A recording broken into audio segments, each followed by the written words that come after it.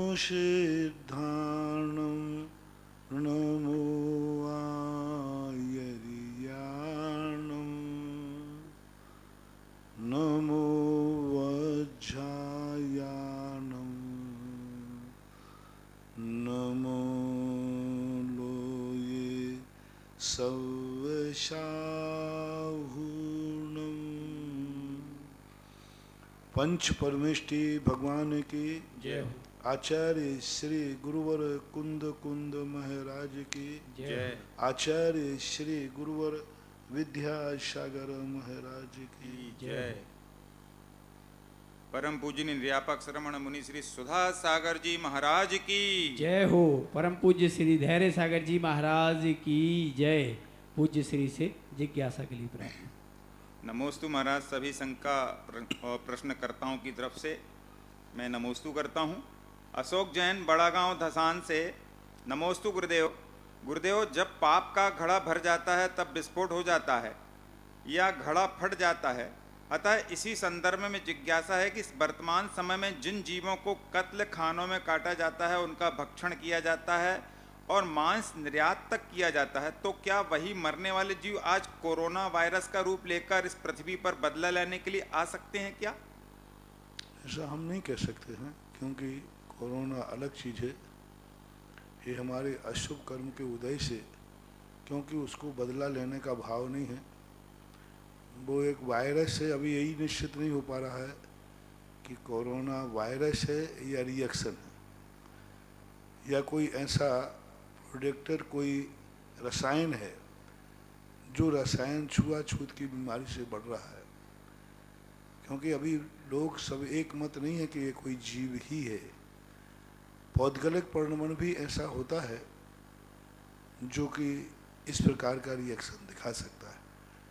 अब ऐसा कोई हम एक स्पष्ट घोषणा नहीं कर सकते। गजरा जैन, वंदना जैन, भिलाई रिसाली से नमोस्तु गुरुदेव। गुरुदेव, जैन धर्म को पालने वाले महाराज चेटक की पुत्री चेलना, अहिंसा की पुजारिन महारानी चेलना, महावीर स्वामी की मौसी चेलना और वारिशण मुनिराज की माता चेलना के सामने जब महाराज श्रेणिक शिकार खेलकर और मांसाहार करके राजमहल में प्रवेश करते होंगे, तब रानी चेलना पर क्या बीतती होगी और वे किस प्रकार की चिंतन करती होंगी? कृपया समाधान दें। कर्मों की जो विडंबना होती है, जेल में पड़ा हुआ व्यक्ति जो चिंतन करता है, वो चिंतन उसे करना पड़ेगा। परिस्थितियां कुछ ऐसी हो जाती हैं, जब एक अपनी जिंदगी बताने के लिए चंद्रगुप्त को दास बनना पड़ा। राजाओं को राज्य की रक्षा के लिए भिखारी बनना पड़ता है। सीबीआई जो रहती हैं, वे छापा डालने के पहले भिखारी बनकर के जांच करते हैं। इसी प्रकार परिस्थितियां होती हैं। चंद्रगुप्त इतना बड़ा मौर्य सम्राट था, कितना बड़ा सम्राट बना, मुनि बना, लेकिन परिस्थितियों ने उसे दास बनाया। जानबूझ करके दास बना, चला करके दास बना। यातनाएं से उस दास के लिए धनानंद मगध राजा कितने शोषण, कितने अत्याचार करता था। उसके सामने उसकी माँ के साथ अत्याचार, माँ को दासी बना लिया। और माँ भी जान रही है बेटा है, मैं दास हूँ और मैं पीपली वन की महारानी हूँ, लेकिन सब अत्याचार से क्यों? उन्हें विश्वास था एक दिन हम इन अत्याचारों के नीचे दब करके भी यदि अपना अस्तित्व कायम कर दिया, एक दिन हम इस गद्दी के राजा बनेंगे। आप उनका बचपन उठा के देखना, चंद्रगुप्त का, आप कल्पना ही नहीं कर सकते कि एक विश्व का सबसे बड़ा सम्राट बनेगा। लेकिन उनके अंदर था। उसकी माँ दासी बन गई और दासी के साथ एक महारानी से झाड़ू के काम कराए जा रहे हैं, दासी के काम कराए जा रहे हैं, लेकिन वो सब सहन कर गई एकमात्र कारण से कि मेरा बेटा एक दिन राजा बनेगा। जब एक माँ, एक रानी एक राज्य के लिए इतनी सहिष्णु हो सकती है, तो महारानी चेलना ने एक दिन कहा, मुझे सब अत्याचार सहन करना पड़ेंगे, मुझे भावी तीर्थंकर तैयार करना है। मोरा कहती है कि मुझे भावी सम्राट तैयार करना है, मुझे जिंदा रहना होगा, मुझे दासी बनना होगा। और बेटे को भी यही कहा, तुझे दास बनना होगा यदि सम्राट बनना है तो। ऐसे ही महारानी छेलना के अंतस स्थल ने कहा होगा कि मुझे सब कुछ सहन करना पड़ेगा, एक दिन मैं इनको तीर्थंकर बना के रहूंगी, इनको जैन धर्मी बना के रहूंगी, एक दिन ये अहिंसा के पुजारी बन के रहेंगे। यदि वो अत्याचार वो सहन न करती तो शायद शरणक शायक समय दृष्टि नहीं हो पाते, शायद शरणक भावी तीर्थंकर नहीं बन पाते। तो कई बार उठने के लिए कभी कभी झुकना पड़ता है, सुख पाने के लिए कई बार दुख उठाना पड़ता है, और जितने सुख हैं उनकी नींव दुख के ऊपर डली है। आप तो देख लीजिए, आप धन का सुख आपको है, धन सुख से नहीं कमाया जाता, दुख से कमाया जाता है। आप भोजन खाते हैं, भोजन सुख है, लेकिन बनाया दुख के साथ है। बनाते समय, कमाते समय, खेत में उगाते समय दुख उठाना पड़ता है। अब एक सुख के पीछे कितने दुख हैं, तो ऐसा कौन सा सुख है जिसके पीछे दुख की कहानी नहीं छुपी? मोक्ष मार्ग में देख लीजिए, अनंत सुख के लिए साधु कितने प्रकार के परिसर उपसर्ग सहन करता है। तो दुख एक ऐसी भूमि है जिसमें यदि हमारी समझ अच्छी हो जाए तो इसी दुख की भूमि से सुख का अंकुर फूटता है। ये हमारे विश्वास के ऊपर। महारानी चेलना को मालूम था, इसी पाप और इसी पाप के घर में मैं एक दिन जैन धर्म का आगाज करूंगी, जैन धर्म का शंखनाद करूंगी। इसी पापी घर में से इसी पापी जीव को भावी तीर्थंकर का टाइटल दिलवाऊंगी और घोषणा करूंगी। ये अपने अपने सोच है। महाराज श्री नमोस्तु दमोह और तेंदुखेड़ा दमोह से ये दोनों प्रश्न एक जैसे ही हैं। महाराज श्री, जिज्ञासा यह है कि अगर कोई व्यक्ति को लगातार अपने बिजनेस में या किसी भी कार्य में लगातार असफलता प्राप्त हो रही हो, तो ऐसे में उस व्यक्ति को क्या करना चाहिए? जीवन में से हताशा व्यक्ति को कैसे मिटाना चाहिए? थोड़ा रुक करके, थोड़ा शांति करके, अशुभ कर्मों को थोड़ा विराम दे करके फिर आगे बढ़ना चाहिए। मार्ग तो वही है, करना तो वही पड़ेगा, लेकिन थोड़ा रुक कर करें, सहिष्णु बने। जिस भूमि पे अच्छे दिन बिताए हैं उस भूमि पर उस जिंदगी में कुछ बुरे दिन आते हैं तो उन्हें करेला की सब्जी मान करके खा लेना चाहिए। और हमेशा मिठाई मिठाई ही नहीं खाना चाहिए। बीच में आता है तो उसे, ये बुरे दिन बीच में आते हैं, उन्हें करेला की सब्जी और नीम की वो मेथी की सब्जी मान करके उससे छटकारे ले करके फिर आगे बढ़ जाना चाहिए, सफलता मिलेगी। चींटी 100 बार दीवार पर चलती है, 100 बार गिरती है, लेकिन फिर भी वो चढ़ना छोड़ती नहीं है। कोशिश करने वालों की कभी हार नहीं होती है। आयुषी चौधरी भोपाल, नमोस्तु महाराज, वीरांतराय कर्म का क्षोभसम कैसे बढ़ाना चाहिए महाराज? भैया वृत्ति से, दीन दुखियों की सेवा करके, अपने पुण्य के माध्यम से धर्म को वृद्धि करके, भैया वृत्ति है, सेवा है। अपना पुण्य जितना हम दूसरों को समर्पित करेंगे, वीर्यांतराय कर्म का क्षोभसम बढ़ेगा। महेंद्र जैन, पत्रकार, इंदौर, नमोस्तु गुरुदेव। गलत अंदाजा और नकारात्मक सोच हमें हर रिश्तों से दूर कर देती है, और सकारात्मक सोच और सही अंदाजा हमें नए नए रिश्तों से जोड़ता है। महाराज जी, किसी भी परिस्थितियों में स्वयं को शांत और सकारात्मक कैसे बनाया जा सकता है? अभी प्रातःकाल के प्रवचन चल रहे हैं, इसी सकारात्मक सोच पे चल रहे हैं। अभाव हमारी जिंदगी का बहुत बड़ा सहारा है। दुख को हम खेत बना लें, जैसे अभी मैंने कहा, जितने हमारे अभाव हैं उन अभाव के अंदर, हमने एक परसों कहा था तुम लोगों से, जिंदगी में जिन जिन चीज़ों की तुम्हारी कमी है उनसे लाभ कितने हैं? मित्र से नहीं, दुश्मन से लाभ कितने हैं? फूल से नहीं, कांटों से लाभ कितने। तो आपको सोचना पड़ेगा, सोचेंगे तो शायद आपकी दृष्टि इतनी पॉजिटिव हो जाए कि आप दुख के दिनों में भी सुख की हरियाली का अंदाजा लगा सकते हैं।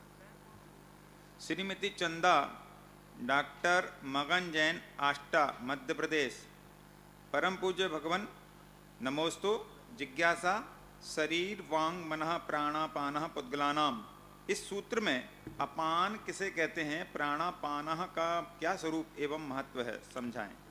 आनापान बोलते हैं श्वास को लेना और छोड़ना, इस प्रकार से। विजय जैन, मुंबई। मुनि श्री के चरणों में नमोस्तु। महाराज जी, मुख्यतः 3 प्रकार के प्रभाव होते हैं, सृजनकारी, पालनकारी और निर्वाणकारी।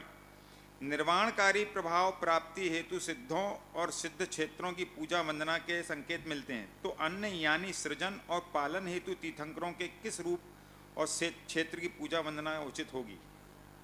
सृजन और पालन के लिए, क्योंकि हमारे यहाँ जब सराग भक्ति होती है तो साक्षात तो उसका कारण सृजन और पालन होता है और परंपरा से निर्माण होता है। जब व्यक्ति जितनी भी सुख क्रियाएं करता है उनमें साक्षात कारण है अभ्युदय सुख, सांसारिक सुख, और परंपरा से कारण है मोक्ष सुख। और जितनी निश्चय नय प्रधान क्रियाएं हैं इनमें साक्षात कारण है परमार्थ सुख, अनंत सुख, और सांसारिक कारण गौण है। लेकिन जब कोई व्यक्ति सुपयोग की क्रियाएं करता है, व्यवहारिक क्रियाएं, उनमें सांसारिक क्रियाएं मुख्यता से प्राप्त होती हैं, मोक्ष परंपरा से प्राप्त होता है। ऐसा नियम है, क्योंकि शुभ उपयोग जब करेंगे तो हमें पुण्य का बंध होगा। पुण्य हमें सांसारिक सृजन और पालन की तरफ ले जाएगा, लेकिन परंपरा से वह मोक्ष के कारण बनते हैं। ऐसी व्यवस्था बनाना चाहिए।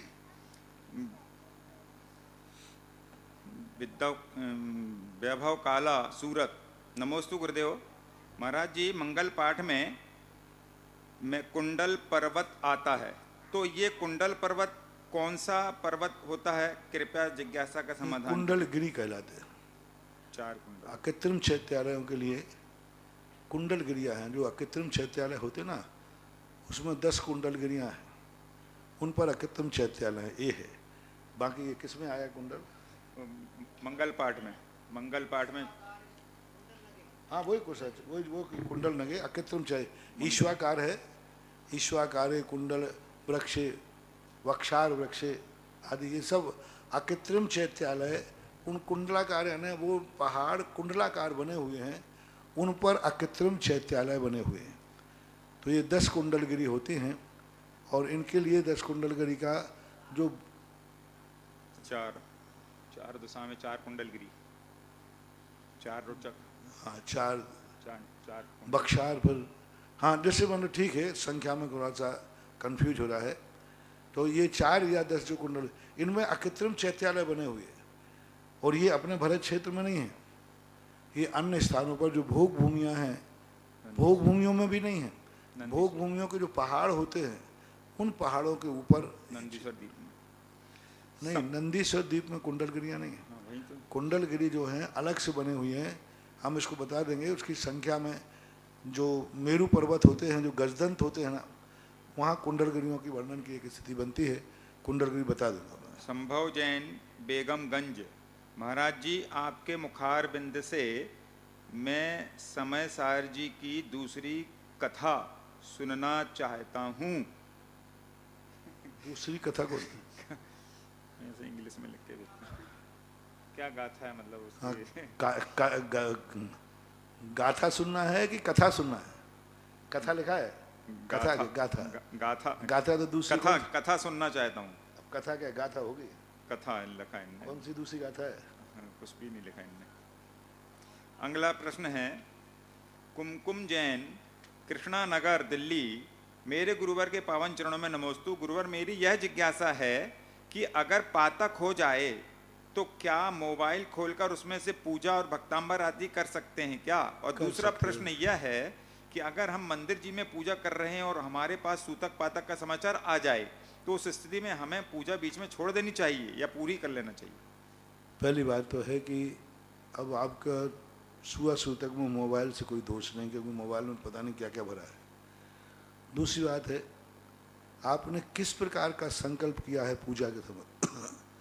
क्या आपने पूजा में संकल्प किया था कि मैं जब तक पूरी पूजा नहीं होंगी संसार के समस्त संबंध मेरे खत्म? क्या मोबाइल तुमने बंद रखा है? यदि पूजा में आपने मोबाइल सुनने की छूट रखी है, पूजा में आपने संकल्प नहीं किया कि जब तक मेरी पूजा नहीं होगी मेरे सारे संसार के संबंध खत्म, उधर पूजा में तो शुरू कर दी, उधर मोबाइल रख दिया, मोबाइल, हाँ हेलो हेलो साहब मैं अभी पूजा कर रहा हूँ, तो काय का सब सूतक लगेगा, जिस समय आप हो उस समय छोड़ना पड़ेगा। लेकिन धनंजय सेठ जैसे यदि आपने संकल्प कर लिया कि जब तक पूजा खत्म नहीं होगी मेरा संसार से किसी से कोई संबंध नहीं, कोई मोबाइल आदि से संबंध नहीं, तो फिर आप पूजा होने के बाद ही सूतक लागू होगा, बीच में नहीं। संजय जैन, रोहिणी, दिल्ली। महाराज जी नमोस्तु। मेरी जिज्ञासा है कि रोहिणी में महाराज प्रणम्य सागर द्वारा प्रेरित एक जिन मंदिर का निर्माण हो रहा है, मैं वहां पर गया तो मैं भाव उठे कि जब छह तले डेले तब भक्तांबर पाठ हो, तब बस मेरे मन में ये भाव क्यों उठा, छह डेले तब?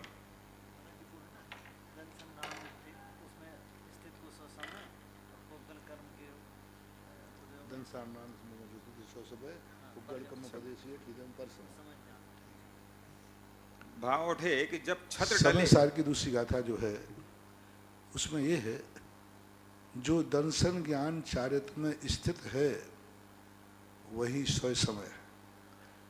यानी अपने दर्शन जैसी श्रद्धा वैसा ज्ञान वैसी चर्या, इसका नाम होता है स्वयं समय। दर्शन ज्ञान चारित्र में, और किसी में स्थित नहीं है। पर में भी देखेगा तो दर्शन ज्ञान चारित्र में, भगवान में भी देखेगा ज्ञान दर्शन चारित्र में, जो कुछ भी ग्रहण करेगा उसमें सब में ज्ञान दर्शन चारित्र हुआ। इसको तीन प्रकार से लेना। पहला तो अर्थ है कि अपने स्वयं ज्ञान दर्शन चारित्र में स्थित होना ने अभेद में। दूसरा, जब बहिर्मुखी भी होगा तो वो हर चीज में दर्शन ज्ञान चारित्र देखेगा।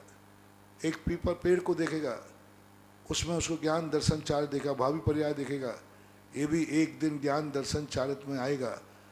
वो भावी रत्नत्रयधारी है, मैं वर्तमान का रत्नत्रयधारी हूँ। सिद्ध भगवान में भी रत्नत्रय देगा, ये भूत नगर बनस्य मुनिधारी रत्नत्रयधारी है।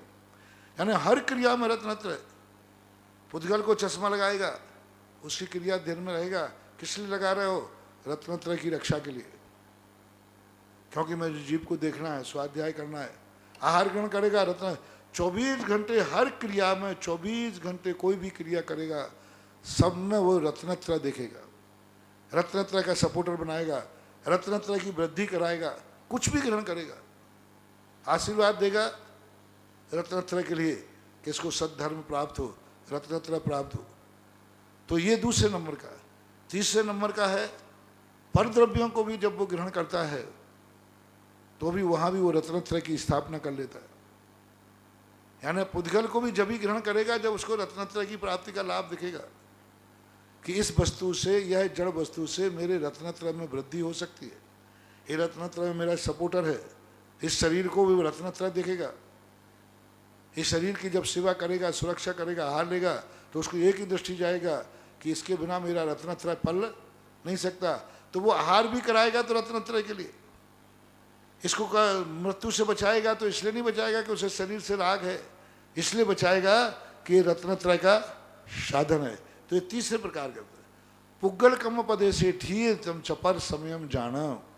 और जो पुद्गल कर्म प्रदेशों में स्थित है, यानी जैसा कर्म का उदय आया वैसा औदयिक भाव। कर्म को पुद्गल कर्म प्रदेशों का अर्थ है जैसा कर्म का उदय आया वैसे ही परिणाम कर लिया। क्रोध कसाय आई, क्रोध कर लिया, लोभ कसाय आई, राग कर लिया। तो कर्म के उदय के अनुसार अपनी जिंदगी को ढाल देते हैं, जैसा कर्म कराता है वैसा करते हैं।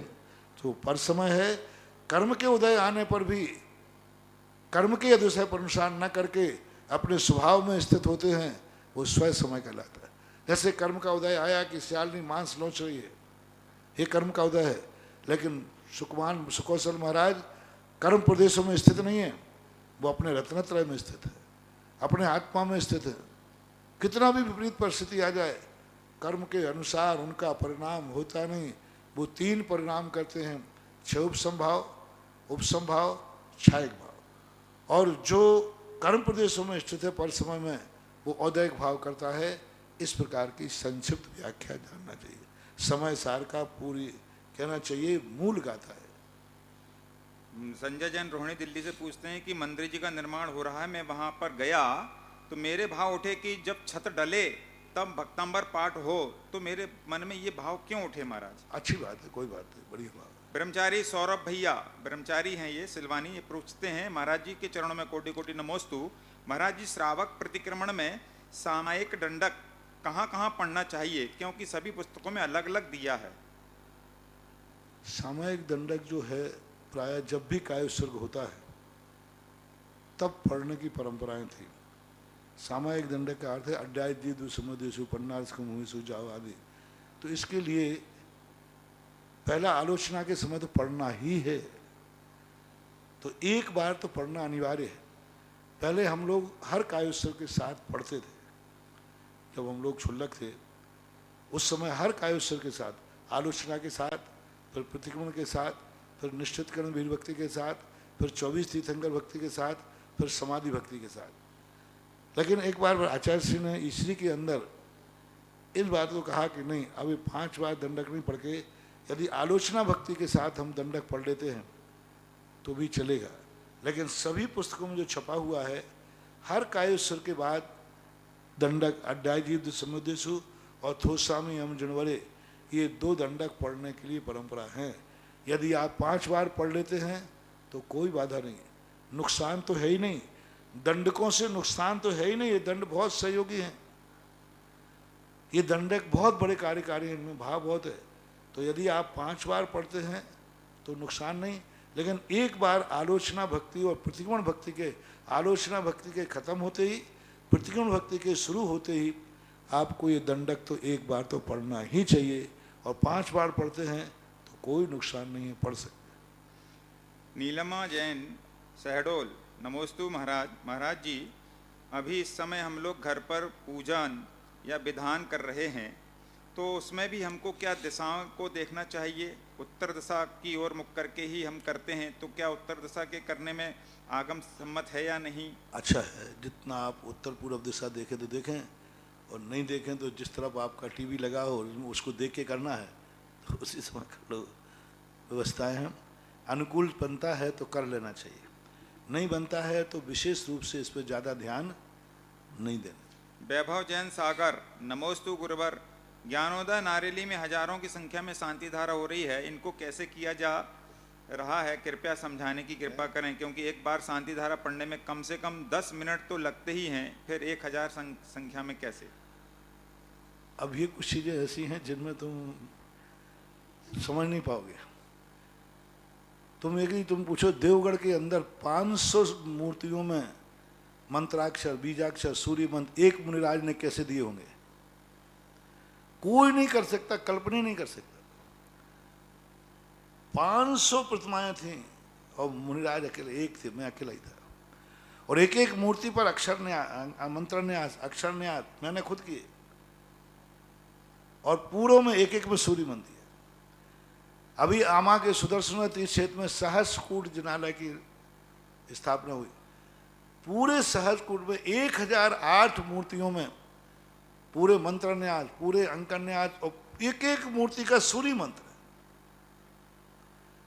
हम 3 साधु थे, सूर्य मंत्र में तो 3 थे, अंकन न्यास वगैरह छुल्लक जी वगैरह हो गए थे। अब बोलो 1008 मूर्तियों में हम 3 महाराजों ने सूर्य मंत्र कैसे दिया होगा? अब ये सब जिस दिन तुम्हारे सिर पर बीतेगी उस दिन ही समझ में आएगा।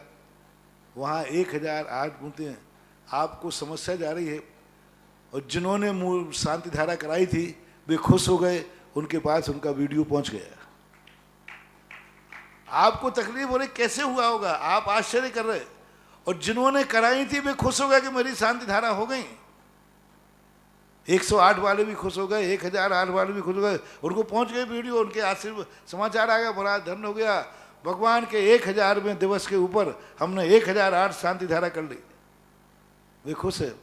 तो हमें तुम्हें खुश नहीं 1000वां दिवस मनाने का सौभाग्य मिला, हमारा जीवन धन्य हो गया। ऋषभ जैन, अंकुर कॉलोनी, परिवार सहित नमोस्तु महाराज जी। आप देखिए शिविर के अंदर एक एक दिन में 700 800 शांति धारा, मतलब नाम बोलते कम से कम एक एक शांति धारा में 5 6 नाम तो होते ही, और 150 200 शांति धारा।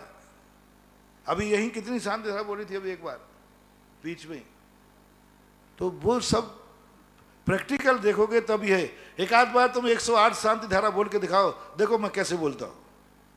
प्रैक्टिकल करो ना कि महाराज मुझे आपसे 108 शांति धारा कराना है। अब 108 शांति धारा कैसे होंगी वो आप भी देखना, आप कराओ मैं करूंगा, बेफालतू फोकट में मत पूछो। तुम कराओ मैं करूंगा, तब फिर दोनों का खेल देखने में आएगा कि हाँ ऐसे होती हैं और ऐसे कराई जाती है। ऋषभ जैन, अंकुर कॉलोनी, परिवार सहित नमोस्तु महाराज जी। 12 भावना में आश्रव, संवर, निर्जरा को लिया गया है और यह तत्व भी है, बंध भी तत्व है। फिर 12 भावना में बंध को क्यों नहीं लिया गया? आश्रव, संवर और निर्जरा की तरह बंध भी कर्म से संबंध रखता है। संसार भावना में संसार की दशा एवं लोक भावना में संसार की रचना का वर्णन कर देते। इन दोनों को एक भावना में करके बंध को जोड़ा जा सकता था। कृपया जिज्ञासा समाधान करें। तत्व की जब बात आती है तो तत्व एक स्वतंत्र भाव होता है, भावना की बात आती है तो समाहित कर लिया जाता है। जब हम तत्व की बात करेंगे तो 1 इंद्री 2 इंद्री 4 इंद्री सबको अलग अलग करना पड़ेगा, लेकिन जब हम भावना की बात करेंगे तो कह देंगे नहीं सभी जीवों के लिए मेरा हो। तो जब भावना कही तो वहाँ आश्रव भावना, शंबर भावना, निर्जरा भावना, मोक्ष भावना लगी। जब तत्व में आया तो बंध भावना लिया, बंध को भावना छोड़ दिया गया, बंध भावना नहीं, क्योंकि उसको आश्रव में गर्भित कर लिया गया। क्योंकि आश्रव और बंध एक समयवर्ती हैं और एक रूप संसार के कारण है। संसार के कारण होने से उनको एक रूप में ले लिया गया, लेकिन संसार के कारण होने से दोनों के भाव तत्व अलग अलग हैं, बिल्कुल है। दोनों के तत्व एक नहीं हो सकते, लेकिन दोनों का एक कार्य होने से हम भावना में एक कर सकते हैं। आश्रव और बंध का एक ही कार्य है संसार, और हमें संसार से निवृत्ति चाहिए, इसलिए भावना में बंध को देने की जरूरत नहीं है। लेकिन एक ही कार्य को साधने वाले हैं, इससे दोनों एक हैं ऐसा नहीं समझना चाहिए। आश्रव अलग चीज है और बंध अलग चीज है, दोनों का स्वरूप बिल्कुल भिन्न भिन्न है ऐसा मानना चाहिए। अर्पण जैन, खांदू कॉलोनी, गुरुदेव के चरणों में पूरी समाज की ओर से कोटि कोटि नमोस्तु। पहले प्रायः यही सुनने में आता था कि जैनी भी बड़े होने के बाद अपने माता पिता से अलग रहते हैं। ऐसा लगने लगा था कि यही दुनिया का दस्तूर है, परंतु जब से आपके मांगलिक प्रवचन में धर्म के साथ साथ माता पिता का जो महत्व आपने हम जैनियों को सिखाया है, आपका बहुत बड़ा उपकार है हम पर। आपका आशीर्वाद सदैव हम पर सदा बना रहे। हम अपने परिजनों और गुरुजनों की सेवा में इसी प्रकार लगे रहें और वंचित न हो, ऐसा आशीर्वाद प्रदान करें। जो हमने तो आगम से बताया, आप लोगों के जीवन में सबसे पहला सगुन है, मैंने माता पिता के रूप में प्रस्तुत नहीं किया, मैंने सगुन के रूप में प्रस्तुत किया। मैंने ये रूप में प्रस्तुत नहीं किया कि माता पिता से तुम्हें लाभ क्या है। माता पिता मुझे कुछ नहीं दे सकते हैं, उनसे कुछ नहीं मिलेगा, लेकिन यदि वो हमारे साथ हैं तो हम जो करेंगे उनमें सफलता जरूर मिलेगी। उस सगुन के रूप में, जैसे भगवान कुछ नहीं करते हैं लेकिन उनका दर्शन मंगल रूप है, गुरु कुछ नहीं करते हैं लेकिन मंगल रूप है, इसी प्रकार माता पिता भले किसी काम में नहीं है लेकिन वे तुम्हारे घर के सगुन हैं, मंगल हैं और तुम्हारे जीवन का बहुत बड़ा सगुन है। जैनेतर जिज्ञासु है एक, बड़ा गांव धसान से, नमोस्तु गुरुदेव। गुरुदेव, ऐसा कहा जाता है कि जब व्यक्ति तीव्र क्रोध में हो तब उसे घर छोड़कर नहीं जाना चाहिए। दूसरी तरफ यह भी कहा जाता है कि जब विवाद चरम सीमा पर हो तो दूरी बना लेना चाहिए, अन्यथा अनर्थ होने की संभावना बढ़ जाती है। रामायण में इसका प्रसंग देखने में आता है, जब रावण तीव्र क्रोध में आवेश में था तब उनकी माता केकसी ने विभीषण से कहा था कि तुम शीघ्र लंका छोड़कर चले जाओ, नहीं तो रावण इस समय तुम्हारे प्राण भी ले सकता है, क्योंकि वह अभी तीव्र क्रोध की दशा में है। तो इस प्रसंग पर आपसे मार्गदर्शन चाहते हैं। वहां असत्य का बात थी, यहाँ सत्य की बात है। वहाँ सामने वाला लड़ रहा था, यहाँ स्वयं लड़के अलग हो रहे हो। मैंने एक प्रसंग का दिया था उसमें कि माँ बाप जब हमें अलग कर रहे हैं तब हमारा दोष नहीं है, हम जब माँ बाप से अलग हो रहे हैं तो हमारा दोष है। गुरु शिष्य को विहार करा रहा है, आगम की आज्ञा है, लेकिन शिष्य गुरु को छोड़ के जा रहा है, आगम की आज्ञा नहीं है।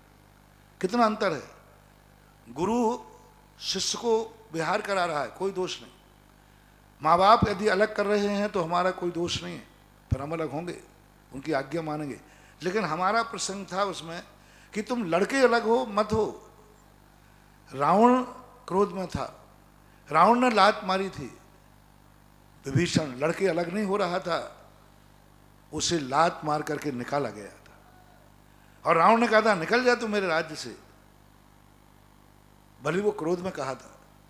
इसलिए लड़के अलग नहीं होना, विभीषण लड़के अलग नहीं हुआ है, उसको अलग किया गया है, दो तरफ से अलग किया गया। एक तो रावण ने अपमान करके अलग किया, दूसरा माता ने आदेश दिया। विभीषण कहाँ अलग हुआ है, उसने तो माँ की आज्ञा का पालन किया है। तो मैंने पहले ही कह दिया कि आज्ञा के पालन करने में दोष नहीं है, इसलिए उसने माँ की आज्ञा पालन करके लंका छोड़ी थी, और रावण का लात मार के ठुकराने से लंका छोड़ी थी, स्वयं ने लंका नहीं छोड़ी उसने। परम पूज्य आचार्य गुरुदेव श्री विद्यासागर जी महाराज के आज्ञानुवर्ती शिष्य निर्यापक श्रवण मुनि पुंगव श्री सुधासागर जी महाराज के मुखारविंद से देश विदेश में अपने घरों पर विराजित टीवी के समक्ष जिनवाणी चैनल, सुधा कला चैनल के माध्यम से अपनी जिज्ञासा भेजने वाले, सुनने वाले, देखने वाले उन सभी भक्तों की ओर से गुरुवर के चरणों में त्रिवार नमोस्तु नमोस्तु नमोस्तु। विश्व के बड़े बाबा तपोदय तीर्थ में विराजमान यहाँ पर मूल नायक वेदी पर स्वर्ण कार्य के हेतु 51 रुपये की राशि विनोद कुमार, राजकुमारी, साक्षी, अजय जैन, भारिल, विराज विला, नयापुरा, कोलार, भोपाल। एक रूम तपोदय तीर्थ बनाने की भावना भाई कैलाश चंद जी सोनी जोजबा की पुण्य स्मृति में धर्मपत्नी मंजू देवी, धर्मचंद, कमलेश, मुकेश, शिखर सोनी परिवार जोजबा, मांडलगढ़। असीमकालीन भक्तामर बेजौलिया के तपोदय तीर्थ में विराजमान विश्व के बड़े बाबा के समक्ष 51,000 रुपये की राशि श्रीमती नंदूबाई की पुण्य स्मृति में नेमित चंद, अमित, मोनिका, रचित जैन, बरमुंडा परिवार, घाट का वराणा वाले, कोटा। विश्व की अलौकिक और चमत्कारिक प्रतिमा भूकर में विराजमान चांदखेड़ी के असीमकालीन चांदखेड़ी में ऐसे चंदोदा तीर्थ पर भक्तामर विधान करने की भावना भाई है स्वर्गीय हीरालाल जी छावड़ा, जोरहाट, आसाम, नागौर वाले हाल सीकर निवासी की पुण्य स्मृति में उनकी धर्मपत्नी कमला देवी, शैलेंद्र बेबी छाबड़ा एवं समस्त छाबड़ा परिवार के सौजन से चांदखेड़ी में विधान करने की भावना भाई।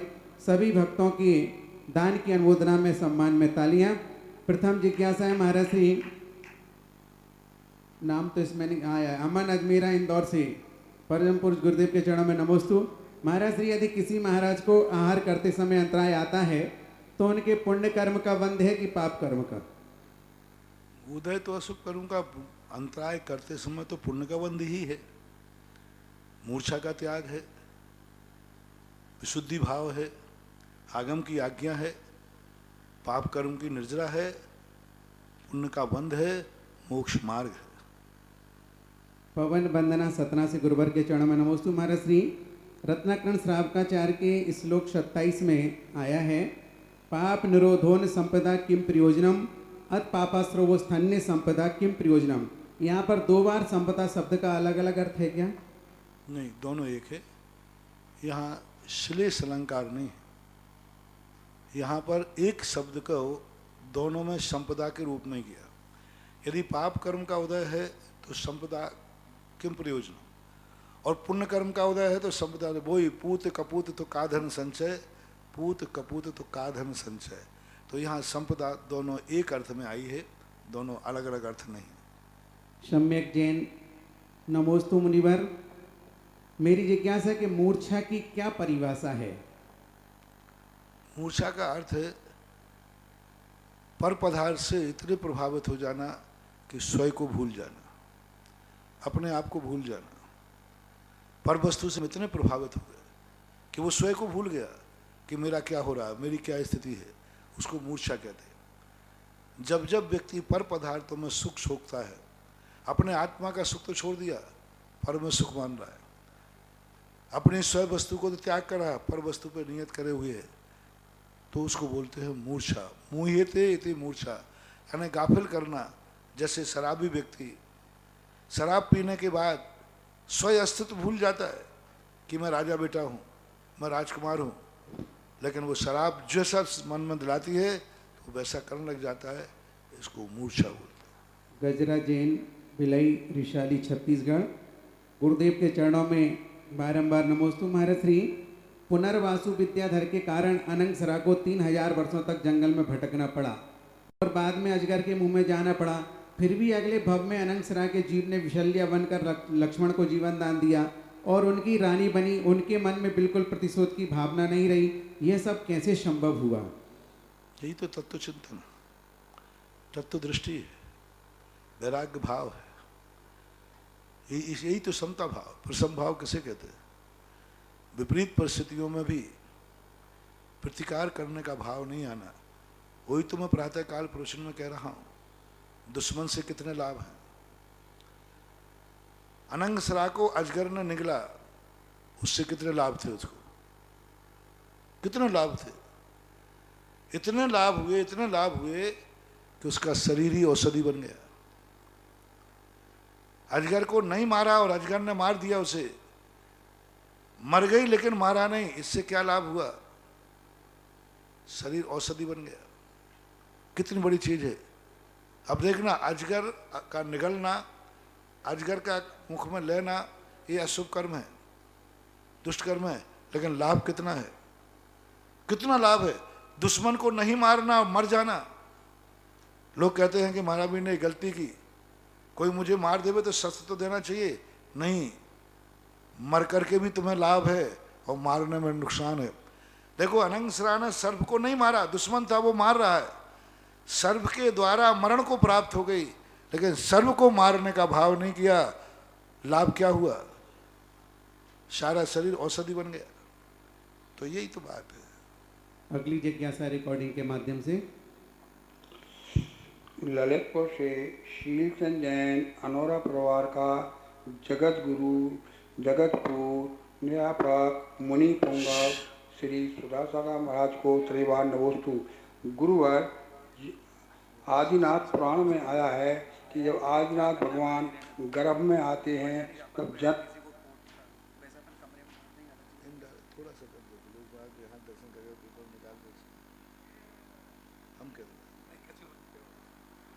हाँ बोले।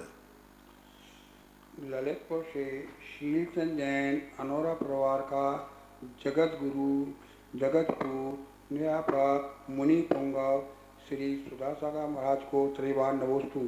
गुरुवर, आदिनाथ पुराण में आया है कि जब आदिनाथ भगवान गर्भ में आते हैं तब जन्म होता है तो स्वधर्मेंद्र अलग से अयोध्यापुरी की रचना करता है और उसके नाम भी अनेक हैं, साकेता नगरी, विनया नगरी और अयोध्यापुरी। गुरुवर, हमारी जिज्ञासा यह है कि क्या हर तीर्थंकर के लिए जब जन्म होते हैं तो उसकी नगरी अलग से बसाई जाती होगी? तो हे गुरुवर, जगत उस जगह जन्म क्यों नहीं होता जहाँ माता पिता पहले से रहते थे, तो उस जगह सुने, ठीक है, समझ गया मैं। तो आपका उत्तर ये है, समाधान ये है कि नगर को अलग से नहीं बसाते, उसको व्यवस्थित करते हैं। जैसे सांगानेर का नाम पहले संग्रामपुर था। जब राजा सांगा ने वहाँ बसाया, मतलब आया, तो यही कहा गया सांगानेर ने बसाया। बसाया का अर्थ व्यवस्थित किया, तो उसका नाम सांगानेर पड़ गया, सांगावती पड़ गया। तो अलग नहीं करते हैं, उसी को एक नवीनीकरण दे देते हैं, एक नया रूप दे देते हैं। जैसे कोई कच्चे मकान है, उनको पक्के कर दिया। मास्टर प्लान, जैसे कोई नेता आ जाता है, कलेक्टर आ जाता है, तो वो नगर का मास्टर प्लान कर देता है कि भाई सारी सड़कें चौड़ी होना चाहिए, इतना, वहाँ प्रोटोकॉल लागू हो जाता है। तीर्थंकर जन्मेंगे तो सड़क का जितना बड़ा चौड़ा होना जरूरी है। जैसे शहर का, यदि किसी नगर को जिला घोषित करना है तो उसके कुछ सिस्टम है कि वहाँ सड़कें इतनी चौड़ी होना चाहिए, इतनी जनसंख्या होना चाहिए, इस प्रकार के। तो इसी प्रकार से भगवान के जन्म लेने का प्रोटोकॉल है। कि जहाँ भगवान जन्म लेंगे वहाँ सड़क कितनी चौड़ी हो, वहाँ पर कितने हाथी हों, कितने घोड़े हों, कच्चे मकान नहीं होना चाहिए, सब पक्के मकान हो, कोई गरीब नहीं होना चाहिए सब। तो ये जो व्यवस्थित किया जाता है, उसी नगरी को कोई माता पिता की नगरी छुड़ाई नहीं जाती, महल कोई छूट नहीं जाता, उस महल का नवीनीकरण हो जाता है, जीर्णोद्धार हो जाता है। जैसे न मकान बना था उसी मकान को तोड़ फोड़ करके थोड़ा बहुत ठीक ठाक करके साकेत में बना देते हैं। तो नगरी के अयोध्या के नाम है साकेतपुरी। साकेत का अर्थ होता है स्वर्णपुरी भी होता है। ऐसी एक व्यवस्था मानना चाहिए। अगली जिज्ञासा पुनः रिकॉर्डिंग के माध्यम से। नमोस्तु गुरुदेव, मैं वैभव काला सूरत से मेरे और मेरे परिवार की तरफ से पूरे संघ को 3 बार नमोस्तु नमोस्तु नमोस्तु। गुरुदेव, मेरी जिज्ञासा है कि हुंडा अपसर्पणी काल और अपसर्पणी काल में क्या अंतर है, कृपया जिज्ञासा का समाधान करें। नमोस्तु। हुंडा और सर्पणी काल में कुछ अनहोनी घटनाएं घट जाती हैं। जैसे सबसे बड़ा है 363 मत की स्थापना, मिथ्या कुगुरु कुदेव कुशास्त्रों की स्थापना। अवसर्पणी काल वैसे आता है लेकिन उसमें गृहीत मिथ्यात्व नहीं होता, कुगुरु कुदेव कुशास्त्र नहीं होते, मिथ्या दृष्टि तो होते लेकिन गृहीत मिथ्या दर्शन नहीं होता। ये मूल अंतर है। बाकी और छुटपुट कुछ दोष होते हैं जो हुंडा और सर्प में होते हैं, और सर्प में नहीं होते। अगली जिज्ञासा पुनः रिकॉर्डिंग के माध्यम से। नमोस्तु महाराष्ट्री, मैं शिवानी जैन पिपरे से। मैं ये जानना चाहती हूँ, मेरी जिज्ञासा यह है कि महाराज जी, एक माता अपने गर्भस्थ शिशु को किस प्रकार संस्कार दे ताकि उसमें वह संस्कार लंबे समय तक बने रहे। मैंने बहुत बार इस संबंध में बोल चुके हैं, यूट्यूब से आप निकाल के देखें। अलग से बोलना मेरी मर्यादा के विरुद्ध होगा, और किसी प्रसंग में बोलना वह प्रवचन कहलाता है। भगवान के जब पंच करना, कोई गर्भ कल्याण के प्रवचन निकाल लेना, कहीं के भी वहाँ कोई ना कोई संस्कार आपको मिलेंगे। और कैसे संस्कार देना चाहिए, पूज्य वज्जन सेन स्वामी ने आदि पुराण लिखा है, उसमें पढ़ लेना चाहिए। अगली जिज्ञासा पुनः रिकॉर्डिंग के माध्यम से। नमोस्तु महाराज श्री, आपके पावन पवित्र चरणों में मेरे और मेरे परिवार का बारंबार नमोस्तु। महाराज श्री, यदि किसी जीव के क्षयपसम समय दर्शन की उत्कृष्ट स्थिति 66 सागर रहती है तो उतने समय तो उसकी आयु क्या सुबह होती रहेगी? कृपया समाधान करें। आयु नमोस्तु महाराज। 66 सागर की नहीं रहती, आयु के भवांतर है। उसमें मनुष्य भावों के जो आयु है उसको विवक्षित न करके मात स्वर की आयु को विवक्षित किया है। उसको 3-4 प्रकार से घटाया है, जैसे 24 सागर, 20 सागर आदि करके ऐसे 66 सागर घटाए। 33 सागर भी भेजा है उसके अनुसार। 3-4 प्रकार से स्वर्गों में जाएगा, फिर मनुष्य में आएगा, स्वर्ग में जाएगा, मनुष्य में आएगा। सम्यक दर्शन जो कहते हैं बना रहेगा, इस अपेक्षा से 66 सागर है। 66 सागर किसी भी भाव में, किसी भी जीव की एक भाव में आयु नहीं होती है। चंद्रोदय तीर्थ चांदखेड़ी की लीक और विधान की घोषणा है। सुरेंद्र कुमार, वसंती देवी, मयूर, मयंक, मोहित, नेहा, रूपल, खुशबू, हितार्थ जैन, साहे परिवार, आर के कॉलोनी, भीलवाड़ा। अगली जिज्ञासा पुनः रिकॉर्डिंग के माध्यम से। परम पूज्य निर्व्यापक श्रवण मुनि श्री सुदर सागर जी महाराज जी के चरणों में अनंतशः नमोस्तु। मुनि श्री जी, हमारी जिज्ञासा है, श्री तत्वार्थ सूत्र की 9वीं अध्याय में 22 परिसहों का वर्णन आया है, जिसमें चर्या, शय्या, निषद्या ये 3 परिसह भी आए हैं। हमारी जिज्ञासा ये है कि चर्या और शय्या परिसह तो वेदनी कर्म के उदय से होते हैं, जबकि निषद्या परिसह चारित्र मोहिनी के उदय से कहा है। ऐसा क्यों? नमोस्तु। क्योंकि इसमें चारित्र मोहिनी इसलिए है, चर्या परिसर और जो है उसमें वेदना होती है, चलते समय कांटे चुभते हैं, शरीर में थकावन होती है। जब जब व्यक्ति विहार करता है उसके असाता वेदनी कर्म का उदय आता ही है, साधु का अर्थ से। और शय्या परिसर में भी व्यक्ति के लिए जो सोता है नियम से थकान के कारण सोता है, असाता वेदनी कारण होता है। लेकिन निषद्या परिसर चारित्र मोहिनी का है, क्योंकि निषद्या परिसर का अर्थ होता है आसन, एकाग्रचित होना। तो चारित्र मोहिनी कर्म के उदय से व्यक्ति आसन नहीं लगा पाता, स्थिर नहीं रह पाता, उसका मन चंचल हो जाता है, काया चंचल हो जाती है, वचन चंचल हो जाता है। इसलिए चारित्र परिसर के हैं। और ये तीनों परिसर एक साथ नहीं होते, तीनों में से कोई एक होगा। क्योंकि जिस समय चल रहा है तो बैठेगा कैसे, खड़गासन कैसे लगेगा, और चल रहा है तो शयन भी कैसे करेगा, ऐसा। अगली जिज्ञासा पुनः रिकॉर्डिंग के माध्यम से। मेरे अनंत उपकारी गुरुवर के चरणों में कोटिशः नमन। नीति कलरैया। गुरुवर, आज के प्रवचन में आपने जीवन जीने की कला का एक अद्भुत सूत्र प्रदान किया। धन्य हो आप गुरुवर। आपने कहा, बड़ों से कोई अपेक्षा मत रखना, पुण्यहीन ही काम आएगा। दुनिया में यदि जिंदा रहना है तो पुण्यहीनों से ही बनाकर चलना है। अब मेरा प्रश्न है कि यदि कोई व्रती श्रावक है तो उसे घर में अव्रती के साथ में कैसे रहना चाहिए, कृपया मार्गदर्शन करें। जैसे महाव्रती वृत्ति के साथ रहते हैं, सीधा सा बात है। जैसे राजा प्रजा से मिला के रहते हैं, जैसे भगवान भक्त से मिला के रहते हैं। हमने कितना बढ़िया उदाहरण दिया। भगवान की जय जयकार कौन बोलेगा? भगवान। दूसरे भगवान बोलेंगे तुम मेरी जय बोलो, मैं तुम्हारी बोलता हूं। भगवान को इज्जत कौन देगा? भक्त। जयकार कौन बोलेगा? भक्त। मंदिर कौन बनाएगा? भक्त। गुरुओं के लिए भी जब जरूरत पड़ेगी कोई चीज तो कौन देगा? श्रावक देगा, गुरुजी नहीं देंगे। हमने गुरुजी को भी प्रस्तुत कर दिया, और वो भी मेरे गुरुजी। चेले को कुछ दे, चेला को उनको मिल जाए जरूरत की, क्योंकि चेलों की जो जरूरत होती है वो गुरु के पास होगी ही नहीं, वो देंगे ही नहीं। वो खुद ही कह देंगे जो तू मांग रहा है वो मैं ही खुद, मेरे पास ही नहीं है। जैसे मैंने कहा था कि महाराज मेरा आज आहार के लिए व्यवस्था नहीं हो पाई, आप करिए, तो वो कह देंगे मेरी भी नहीं हो पाई अभी तो ऐसी स्थिति को लेकर के तो बहुत बड़ी बात की थी। जैसे साधु श्रावक से बना के चलता है, ऐसे ही वृत्ति को घर में आवृत्ति से बना के चलना चाहिए। जब भी साधु को कोई जरूरत पड़ेगी, श्रावक ही देगा।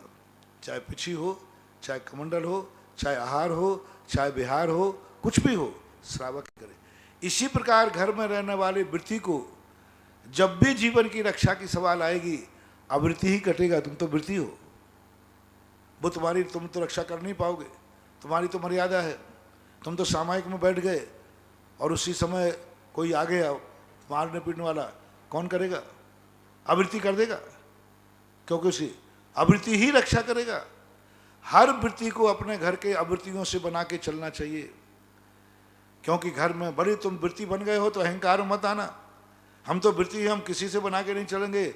अरे अब वृत्ति बन गए हो तो आवृत्ति से बना के चलो, महाराज बन गए हो तो श्रावकों से बना के चलो, तभी तुम्हारी चर्या पड़ जाएगी।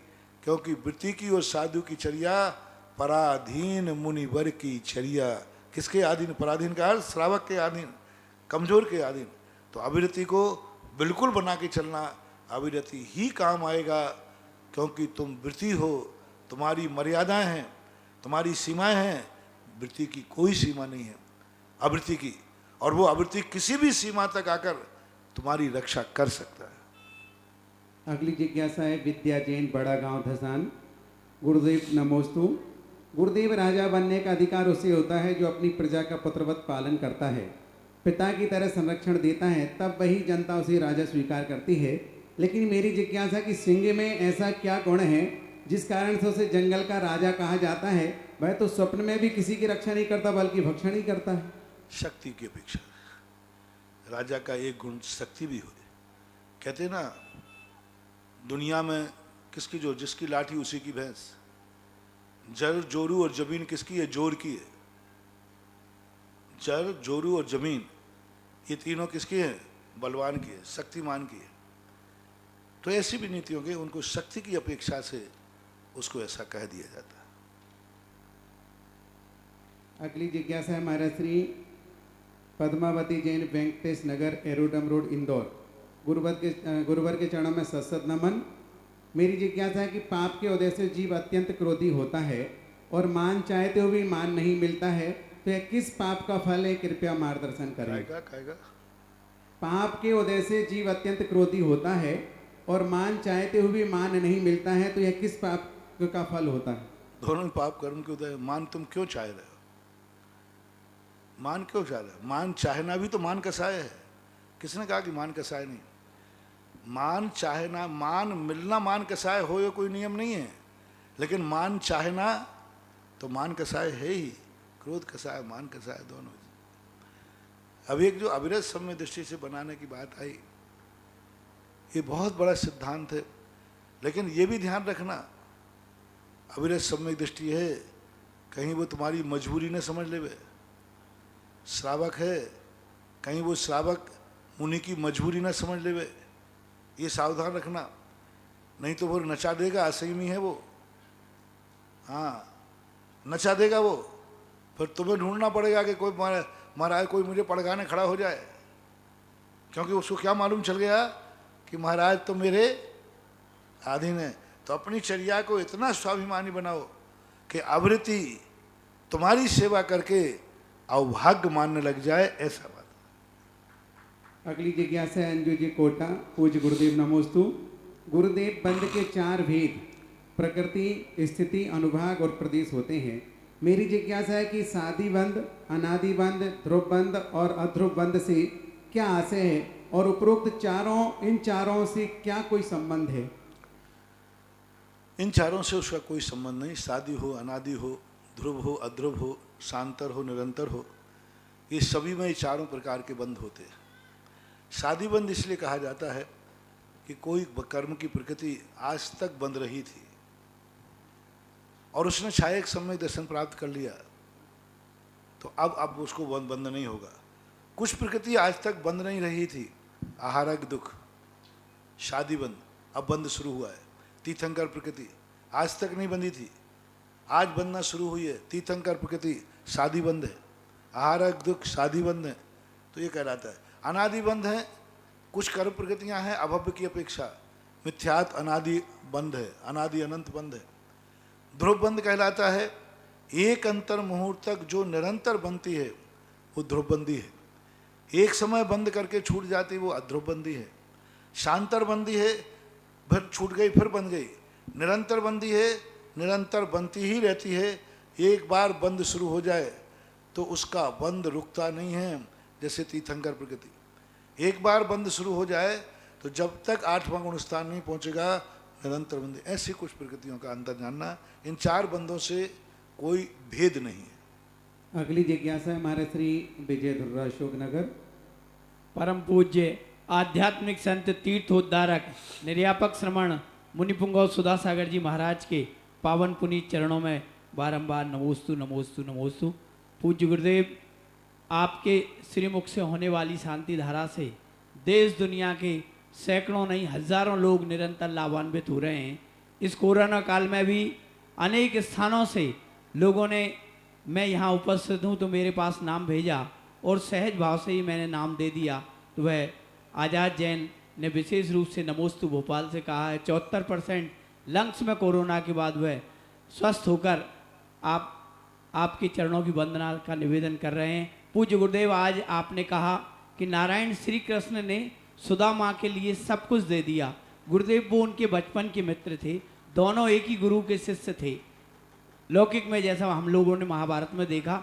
लेकिन इतना समय क्यों बीत गया कि 3 खंड के अधिपति को अपने पुराने मित्र की याद नहीं आई? जब वह स्वयं उपस्थित हुआ तब उसे नारायण से सेवा के उदय में तो लोग बाप को ही भूल जाते, वो तो मित्र था। पुण्य के उदय में तो लोग धर्म को, गुरु को भूल जाते, वो तो मित्र था। जब तीव्र पुण्य का उदय होता है तो लोग भगवान को भूल जाते हैं, वो तो मित्र था। जब पुण्य का नशा चढ़ता है ना तो लोग भगवान को भूल जाते हैं। बड़े आदमियों से कहो कि मंदिर आओ, हमारे पास टाइम नहीं महाराज जी, बेफालतू टाइम नहीं। जब कोई व्यक्ति, मैंने कहा एक बार कि व्यक्ति छोटा था तो मंदिर अभिषेक पूजन जाता था, लेकिन बहुत बड़ा ऑफिसर बन गया, IAS ऑफिसर, उसने मंदिर जाना छोड़ दिया। अब देख लो, उसके पुण्य के उदय ने भगवान को छुड़ा दिया। तो ये पुण्य का ऐसा ही नशा है, चढ़ जाता है। लेकिन विशेषता ये रही, मित्र आने पर अहंकार नहीं आया, वो खुद मित्र बचपन में पहुंच गए। जय हो। ऐसा नमोस्तु गुरुदेव, नमोस्तु। अगली जिज्ञासा है महाराज श्री RP जैन दिल्ली। गुरुवर के चरणों में नमोस्तु। गुरुवर, बंद विच्छुत्ति एवं संबर दोनों एक हैं अथवा भिन्न हैं? भिन्न है। बंद विच्छुत्ति अलग चीज है, संबर अलग चीज। संबर उनका है मोक्ष मार्ग में जिन प्रकृतियों का जिस गुण स्थान में आश्रय होता है अपने पुरुषार्थ से नहीं होने देना वह संवर कहलाता है, जो मोक्ष मार्ग में कार्यकारी है। विच्युति को संवर कहो तो कहो, लेकिन वो मोक्ष मार्ग से मतलब नहीं। वो तो गुण स्थान में बंद ही नहीं हो रहा, उसका क्या पुरुषार्थ? वो तो अब बंद विच्युति हो गई, उनके बंद खत्म हो गया, बंद ही नहीं हो रहा। पुरुषार्थ क्या करना? सही पुरुषार्थ तो ये है कि जिस गुण स्थान में जिन कर्मों का, शुभ कर्मों का बंध हो रहा है, अपने विशुद्धि के माध्यम से उनको नहीं बंधने देना, ये है संवर। इससे संवर हो विशुद्धि में, विच्युति में कथनचित अंदर। अगली जिज्ञासा ब्रह्मचारिणी बहन प्रीति बिजौलिया। पूज्य गुरुवर के चरणों में बारंबार नमोस्तु। पूज्य गुरुवर, ऐसा कहा जाता है, आप प्रवचन में कई बार बोलते हो कि इस संसार में जितनी भी वस्तुएं हैं वो हमें ऊर्जा प्रदान करती है। तो जब ऊर्जा व्यक्ति के, जीव के शरीर के अंदर ही अनंत ऊर्जा होती, तो हमें बाहर से लेने की क्या आवश्यकता है? कई बार अपनी ऊर्जा विकृत हो जाती है। कई बार आपने अपने घर में पानी भर के रखा, उसमें चींटी गिर गई, वो विकृत हो गया, तो पड़ोसी से ले लेते। कई बार अपनी स्वयं की ऊर्जा जो है अशुभ कर्मों से कुंठित हो जाती है। कई बार आपने देखा होगा किसी व्यक्ति के ऊपर कर्जा चल जाता है, उसके पास संपत्ति है लेकिन वो संपत्ति गिरवी रखी हुई है, दूसरे के कब्जे में है, कमी नहीं है लेकिन कब्जा दूसरे का है। अपनी स्वयं की ऊर्जा कई बार कर्मों ने विकृत कर दी। कोई निधत्त निकाचित कर्मोदय में आ गए, कोई आवरण कर्मोदय में आ गया, अंतराय कर्मोदय में आ गया, ज्ञानावरणी कर्मोदय में आ गया तीव्र। अब वो हमारी शक्ति को कुंठित कर देगा। अब हमें अपनी उस शक्ति को दूसरे से लेंगे। जैसे आपके पास एक दीपक में जलने की अनंत शक्ति है और आपकी माचिस की काड़ी गीली हो गई, बरसात के कारण भीग गई। शक्ति है कि नहीं आपके पास? है, लेकिन आपकी शक्ति क्या हो गई? भीग गई पानी से। अब आप दूसरे की माचिस की काड़ी लेंगे कि नहीं?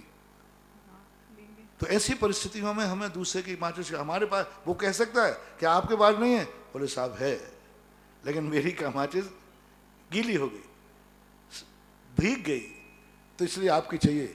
ऐसा ही अपनी शक्ति कई बार भीग जाती है कर्मों से। हमारे कर्म ऐसे ऐसे कर्म आ जाते हैं कि वो शक्ति को ढांक देते हैं, तो हमें फिर दूसरे का सहारा लेना पड़ता है। हमारी शक्ति टूट गई, पैर टूट गया, बौकर का सहारा लेना पड़ेगा।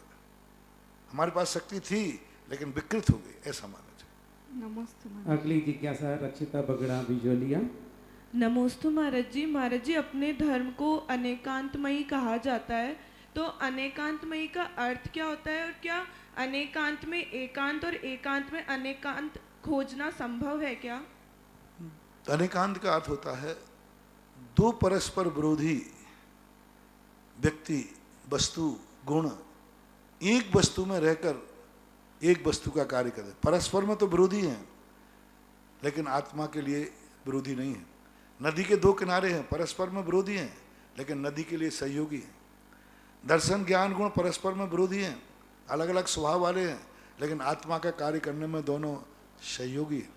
तो पूरे परिवार को अपन को अनेकांत मानना चाहिए कि हर परिवार का व्यक्ति अपना स्वयं अस्तित्व रखता है और उसमें एकांत में से सबके बीच में रह करके अकेले रहो और अकेले ही रह करके भी सबके बीच में रहो। अकेले हो तो ऐसा लगे सबको कि तुम एक अकेले नहीं हो, सबके साथ मिलके चल रहे हो। यानी एकाकीपन का घर में अनुभव करो, लेकिन दूसरे को महसूस नहीं हो तो कि ये तो एकड़ा है। दूसरे के लगे नहीं कि ये हमारे लिए, ऐसा महसूस करो कि तुम सामायिक में बैठ गए, इनको तो सामायिक दिख रही है, अब ये काम कौन करे। ऐसा माहौल करो कि सामने वाले को ये रहे, ये सामायिक भी तो हमारे लिए ही है, सामायिक भी तो हमारे लिए है। एक हमारे पास नसीराबाद के पवन जी हैं पाटनी, वो बहुत दिन से यहाँ रहते थे, तो लोग सोचते थे कि ये यहाँ कैसे रह जाते हैं, ये तो इनके भाई व्यापार कर रहे हैं, ये यहाँ पड़े हैं, तो इनके भाई में झगड़ा नहीं होता। हम तो एक दिन दुकान में नहीं जाते, दूसरा भाई झगड़ा रहता, मैं क्यों जाऊँ दुकान में, तू क्यों नहीं जाता है।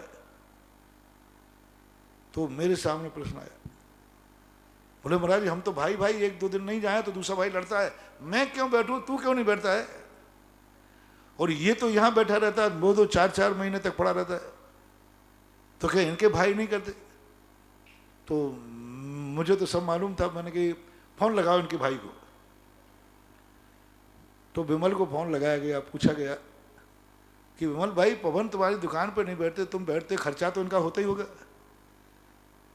बीवी भी है, बच्चे भी है, सब खर्चा तो होता ही होगा, तो तुम्हें ऐसा नहीं लगा कि पवन यहाँ के मरे? तो क्या जवाब दिया, सुनो रे सब लोग मिलकर के। उन्होंने कहा, मैं जो मेरा भाई गुरु के पास बैठा है, मैं उसी की कमाई खा रहा हूं, क्योंकि वो पुण्य कमा रहा है, मैं दुकान चला रहा हूं, करंट तो वही आ रहा है। अब बोलो, बोले दुकान पे नहीं बैठ रहा है वो, लेकिन पुण्य तो, वो पुण्य हमें भी लग रहा है क्योंकि वो मेरा भाई है, और मैं खुश हूं कि मेरा भाई महाराज के पास है, तो अनुमोदना का पुण्य लगेगा कि नहीं? मेरा भाई महाराज के पास है, ये मुझे खुशी है। तो जो यहां बैठा है, यदि घर बैठा हुआ भाई ये सोच ले कि मुझे खुशी है कि मेरा भाई महाराज के पास है, तो जो भाई घर में बैठा है और जो भाई महाराज के पास बैठा है, यहाँ जो भी पुण्य कमा रहा है, उसका शेयर घर बैठे भाई के पास भी जा रहा है। वो महाराज के पास नहीं है, लेकिन खुश है, आनंद है कि मेरा भाई महाराज के पास बैठा है। तो ये सोच जब बन जाता है, तो लोगों को ये लगे सामायिक में बैठे, नहीं, वो सामायिक मेरे लिए ही तो है, वे सामायिक में ऐसा पुण्य कमाएगा, उसी से तो मेरा घर चल रहा है। तो ऐसा सोच बन जाए, तो ऐसा एक होकर के भी अनेक और अनेक होकर के भी एक होना चाहिए। अगली जिज्ञासा योगेंद्र जैन विजुअली। नमोस्तु महाराज श्री। महाराज श्री, पहले हम काफ़ी वर्षों से आपको सुन रहे हैं, हमेशा आपके प्रवचन जिज्ञासा में केवल दानवीरों, तीर्थंकरों या चक्रवर्तियों की प्रभावना सुनी है, किंतु गुरुवर पिछले कुछ समय से जो आपके प्रवचन हैं उसमें केवल पुण्यहीनों, क्लिष्ट जीवों, इनकी महत्वता, इनका क्या कहते हैं गुणगान। तो गुरुजी, जो लोग पहले कहते थे कि आप अमीरों के महाराज जी हो, आप क्या कहते हैं केवल धनवानों के हो, किंतु गुरुजी जो इस बार महिमा हो रही है उसमें केवल आप अमीरों को नहीं, पुण्यवानों को नहीं, केवल क्लिष्ट जीवों और पुण्यहीनों को। तो गुरुजी ऐसा आपके मुख से ऐसा चिंतन। बाबू सुनो, कमाई हो तब दान की बोलो तो ठीक रहता है। टैक्स कब लगाता है राजा? जब फसल आ जाए। अब फसल ही नहीं हो तो जब फसल नहीं आती ना, अकाल पड़ जाता है ना, तो राजकोष से उल्टा प्रजा को दिया जाता है, और जब अच्छी फसल आती है तो फिर दिया जाता है। अभी बेचारे दान की कहूं तो क्या, और महाराज जी वैसे मर रहे। पाप बढ़ेगा तो पुण्य बढ़ाएंगे, जब लोग पाप ही नहीं कर रहे तो पुण्य क्यों बढ़ाओ? आरंभ और परिग्रह ही कम हो गया, आरंभ और परिग्रह कम हो गया तो दान कम कर गया। ये आरंभ परिग्रह का कीचड़ बढ़ाएंगे, हम यहाँ दान के कीचड़, दान का जल का नल बढ़ा देंगे। होली खिलेगी उस दिन पानी ज्यादा दूंगा, अभी गंदे ही नहीं हो रहे, तो फिर मैंने सोचा ठीक है। इस प्रकार से जिज्ञासा समाधान कार्यक्रम संपन्न हुआ। आज आरती करने का सौभाग्य किसको मिलेगा? जो अपने जीवन में दीपावली तक अष्टमी चतुर्दशी को एकासन करने के लिए संकल्पित होगा। आ जाओ, दीपावली तक कह रहा हूँ, अष्टमी और चतुर्दशी को एकासन। आ जाओ, आ जाओ।